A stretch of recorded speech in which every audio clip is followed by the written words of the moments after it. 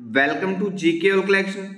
आज है 30 जुलाई और 30 जुलाई 2023 से करंट अफेयर्स से जितने भी प्रश्न जो कि competitive exam point of view से इंपॉर्टेंट होंगे उन सभी के बारे में हम डिस्कस करेंगे। साथ ही हर क्वेश्चन से रिलेटेड इंपॉर्टेंट फैक्ट की भी चर्चा करेंगे।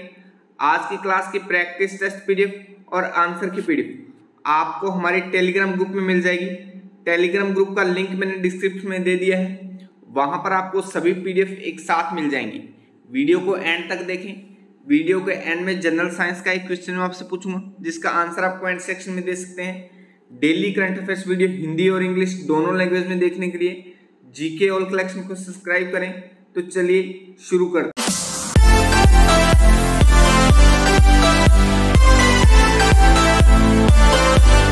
आज के लिए पहला प्रश्न है, बिहार में आर्थिक विकास को बढ़ावा देने के लिए कौन 295 मिलियन डॉलर ऋण की सहायता देगा? Who will give 295 million dollar loan assistance to boost economic development in Bihar? तो बिहार को ये आर्थिक सहायता एशियाई विकास बैंक द्वारा दी जा रही है। बी ऑप्शन इसका सही हो जाएगा। चलिए इसके बारे में थोड़ा और विस्तार से जान लेते हैं। 295 मिलियन डॉलर के ऋण के साथ इस परियोजना का लक्ष्य लगभग 265 किलोमीटर राज्य राजमार्ग को अपग्रेड करना है। इन सड़कों को मानक 2 लेन चौड़ाई तक ऊंचा करने पर ध्यान केंद्रित किया गया है, जिसमें राज्य में यातायात प्रवाह सुचारू हो सके और परिवहन दक्षता बढ़े। इसके अतिरिक्त इस परियोजना का लक्ष्य उन्नत राजमार्गों में जलवायु और आपदा प्रतिरोधी डिजाइनों को शामिल करना है, जिसमें प्रतिकूल मौसम की स्थिति से निपटने के लिए क्षेत्र की तैयारी सुनिश्चित हो सके। तो इस प्रश्न से आप इतनी सी जानकारी ध्यान में रखिए। अच्छा, यहाँ पर जिन स्टूडेंट्स को इंग्लिश में रिक्वायरमेंट है वो इंग्लिश में भी पढ़ सकते हैं। तो अच्छा, यहाँ पर हमने एशियाई विकास बैंक की बात की है, तो एशियाई विकास बैंक के बारे में देखिए। एशियाई विकास बैंक का लोगो आप देख पा रहे हैं, इंग्लिश में एशियाई डेवलपमेंट बैंक। प्रकार बहुपक्षीय विकास बैंक है। उद्देश्य सामाजिक एवं आर्थिक विकास है। स्थापना 19 दिसंबर 1966 को हुई। मुख्यालय मांडलुयोंग फिलीपींस में है। सदस्य देश 68 हैं। मुख्य अंग संचालक मंडल है और वर्तमान जो अध्यक्ष हैं वो मस्तसुगु असाकवा हैं। तो एशियाई विकास बैंक यानी एशिया डेवलपमेंट बैंक के बारे में इतनी सी सामान्य सी जानकारी आप ध्यान में रखिए। नेक्स्ट है, हाल ही में पीएम मोदी ने किस देश के राष्ट्रपति से संविधान में 13वें संशोधन को लागू करने का आग्रह किया है? Recently, PM Modi has urged the president of which country to implement the 13th amendment in the constitution? तो अभी प्रधानमंत्री मोदी ने श्रीलंका के राष्ट्रपति को श्रीलंका के संविधान में 13वें संशोधन को लागू करने का आग्रह किया है। तो सी ऑप्शन इसका सही हो जाएगा। चलिए इसके बारे में थोड़ा और विस्तार से जान लेते हैं। श्रीलंका के राष्ट्रपति की भारतीय यात्रा के दौरान भारतीय प्रधानमंत्री ने श्रीलंका संविधान में 13वें संशोधन को लागू करने की आशा व्यक्त की है। 13वां संशोधन भारत श्रीलंका समझौता 1987 से संबंधित है। इस समझौते का उद्देश्य संविधान में संशोधन करके कृषि, स्वास्थ्य आदि जैसी कुछ शक्तियों को देश के 9 प्रांतों में स्थानांतरित करना और गृह युद्ध का समाधान ढूंढना है। तो इस प्रश्न से भी इतनी सी जानकारी आप ध्यान में रखिए। चलिए नेक्स्ट है, विश्व मित्रता दिवस प्रतिवर्ष कब मनाया जाता है? When is world friendship day observe annually? तो हर साल 30 जुलाई को विश्व मित्रता दिवस या वर्ल्ड फ्रेंडशिप डे मनाया जाता है। तो ए ऑप्शन इसका सही हो जाएगा। चलिए इस दिवस के बारे में थोड़ा और जान लेते हैं। हर साल 30 जुलाई को विश्व भर में अंतर्राष्ट्रीय मित्रता दिवस का जश्न मनाया जाता है। अंतर्राष्ट्रीय मित्रता दिवस वर्ष 2011 में संयुक्त राष्ट्र महासभा द्वारा स्थापित किया गया था। यह दिवस हमारे सबसे अच्छे दोस्तों के महत्व और उनके हमारे जीवन पर गहरे प्रभाव को याद दिलाता है। तो इस दिवस के बारे में भी इतनी सी सामान्य सी जानकारी आप ध्यान में रखिए। अच्छा, जो स्टूडेंट्स इंग्लिश में पढ़ रहे हैं, तो जब मैं ये फ्लोटिंग दूसरी साइड में करता हूँ तो आप इस वीडियो को पॉज करके तब इसको आराम से पढ़ लिया करो। अच्छा, जुलाई महीने में अब तक हमने जितने भी दिन मनाए हैं तो उनको एक बार फिर से हम रिपीट कर लेते हैं। 1 जुलाई को राष्ट्रीय डॉक्टर डे मनाया गया, 2 जुलाई को विश्व खेल पत्रकार दिवस, 3 जुलाई को अंतर्राष्ट्रीय प्लास्टिक बैग मुक्त दिवस, 4 जुलाई को अमेरिकी स्वतंत्रता दिवस, 6 जुलाई को विश्व जोनोसिस दिवस, 7 जुलाई को विश्व चॉकलेट दिवस, 7 जुलाई को ही किस्वाहिली भाषा दिवस, 8 जुलाई को राष्ट्रीय ब्लूबेरी दिवस, 9 जुलाई को राष्ट्रीय विद्यार्थी दिवस और 10 जुलाई को राष्ट्रीय मत्स्य किसान दिवस। वहीं 11 जुलाई को विश्व जनसंख्या दिवस, 12 जुलाई को विश्व पेपर बैग दिवस, 13 जुलाई को अंतर्राष्ट्रीय रॉक दिवस, 15 जुलाई को विश्व युवा कौशल दिवस, 16 जुलाई को विश्व सर्प दिवस, 17 जुलाई को विश्व अंतर्राष्ट्रीय न्याय दिवस। वहीं 18 जुलाई को नेल्सन मंडेला अंतर्राष्ट्रीय दिवस, 20 जुलाई को विश्व शतरंज दिवस, 22 जुलाई को विश्व मस्तिष्क दिवस।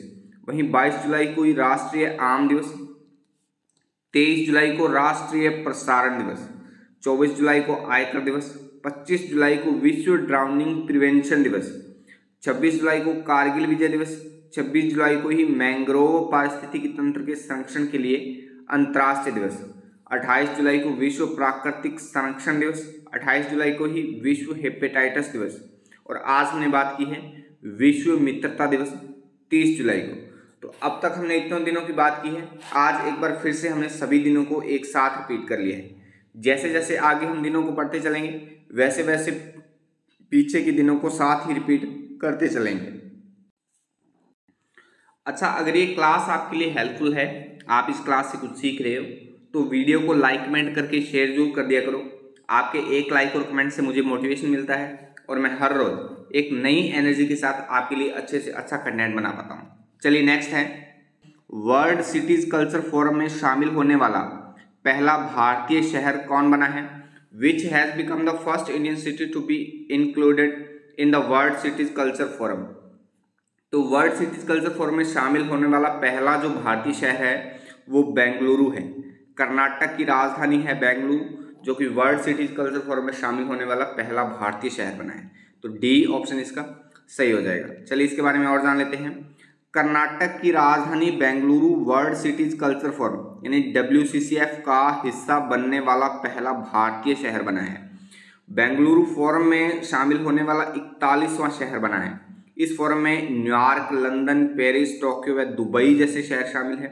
WCCF यानी वर्ल्ड सिटीज कल्चर फोरम की स्थापना 2012 में लंदन के डिप्टी मेयर जस्टिस सिम्स द्वारा की गई थी।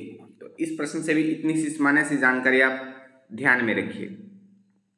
नेक्स्ट है, हाल ही में प्रसिद्ध मराठी लेखक शिरीष काणेकर का निधन हुआ है।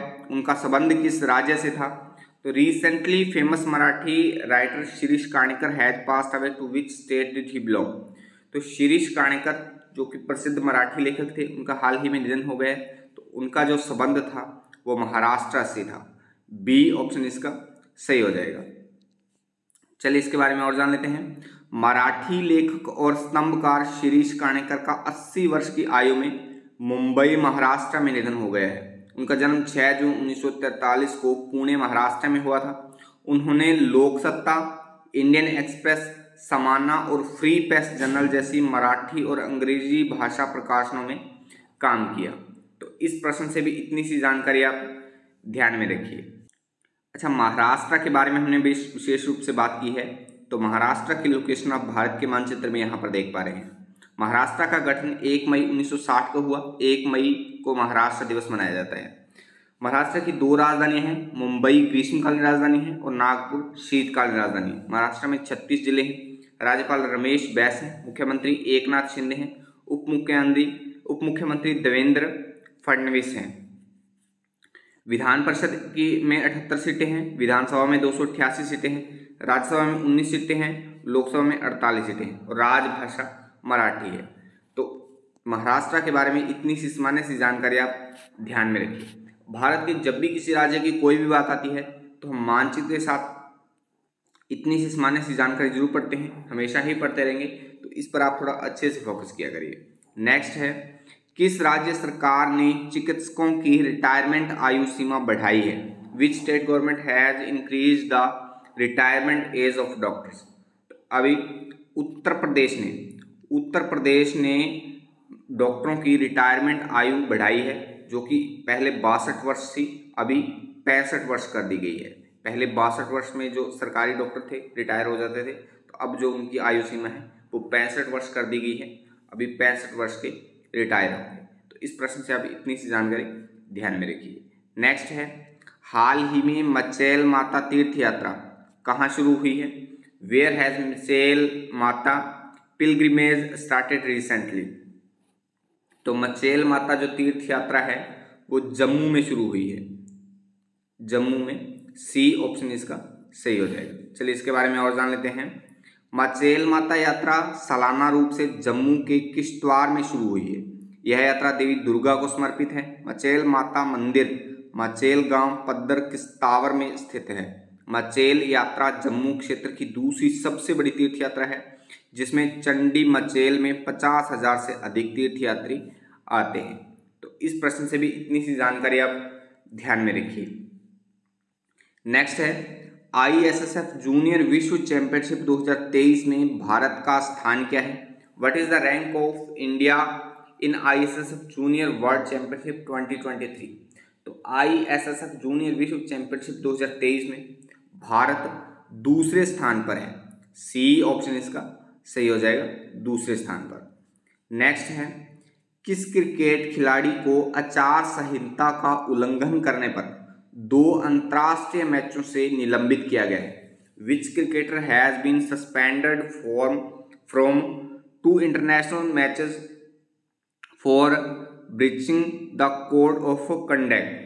तो अभी हरमनप्रीत कौर को 2 अंतर्राष्ट्रीय मैचों से निलंबित किया गया है आचार संहिता का उल्लंघन करने पर। तो डी ऑप्शन इसका सही हो जाएगा। अच्छा, कल की वीडियो का चैलेंज क्वेश्चन था, वायरस से फैलने वाला रोग कौन सा है? तो इसका सही आंसर था ये सभी, अर्थात एड्स, चेचक और खसरा, ये तीनों जो हैं ये वायरस से फैलने वाले रोग हैं। आज की वीडियो का चैलेंज क्वेश्चन है, मलेरिया रोग किस परजीवी के संक्रमण के कारण होता है? तो इस क्वेश्चन का आंसर आप कमेंट बॉक्स में कमेंट करके जरूर बताएं। यहाँ पर थोड़ा टाइपिंग मिस्टेक है, ये आप सही कर लें। तो आज के लिए बस इतना ही, कल मिलते हैं इसी समय, तब तक के लिए जय हिंद, जय भारत।